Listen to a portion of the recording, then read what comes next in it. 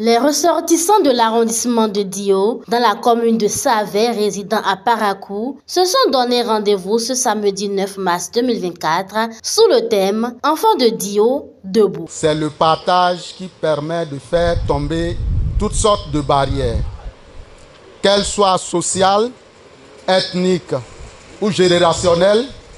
Je profiterai de cette tribune pour saluer nos amis, les jeunes, qu'ils sachent que Dio est fier de les accueillir. Je sais d'or et déjà que vous allez donner le meilleur de vous-même pour le développement de ce village. Cet événement vise à resserrer les liens et cultiver l'unité entre les fils et les filles de cette localité. Il me semble que nos communautés ont commencé par perdre le sens de l'union en milieu Nago. Il y a 15-20 ans, quand on veut faire association de développement de RD, eh bien, c'est toute une foule qui vient jusqu'à Dio. Et même l'élection des bureaux n'était pas facile dans le temps. Je vais vous demander une seule chose. Vous qui êtes ici présents, ne perdons pas espoir. Toute la communauté Nago, que dis-je, toute l'ère culturelle Tchabé va finir par se retrouver. Nous allons nous retrouver, puisque si on ne se retrouve pas, nous ne pouvons pas être forts. Ce n'est que dans l'union nous pouvons retrouver tout ce que nous cherchons. Et si aujourd'hui, vous qui vous battez de jour, de nuit, pour qu'il y ait cette unité, vous perdez espoir, c'est fini. Et il en est de même. Toute personne qui perd espoir est une personne morte.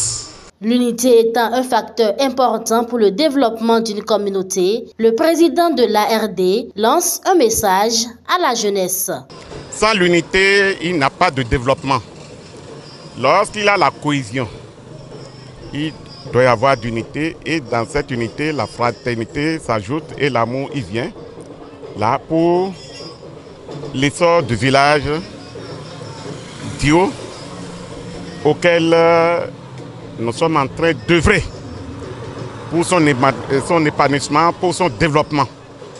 Donc c'est pourquoi je demande aux uns et aux autres, à mes frères et sœurs, ici, présents ou ailleurs, de s'unir pour que le village se développe. J'invite les jeunes à faire comme nous, les aînés, qu'ils s'adonnent afin de pouvoir prendre la relève. On a besoin d'eux. Mais ce que je viens de voir, je sais qu'ils ont la capacité de le faire.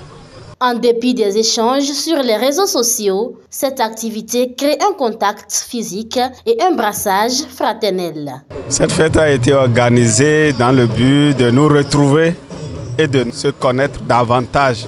Parce qu'il y a beaucoup de ressortissants de villages Dio qui sont ici au nord, à Parakou, comme dans les autres villages ou villes du nord. Et on ne se connaît pas. Nous avons créé un forum, mais le forum ne suffit pas. Chacun parle dans le forum, mais on ne se voit pas. C'est dans cette optique que nous avons dit il vaut mieux que nous organisons une fête de retrouvage pour qu'on puisse se connaître, se voir, que ça ne soit pas dans les réseaux qu'on se parle.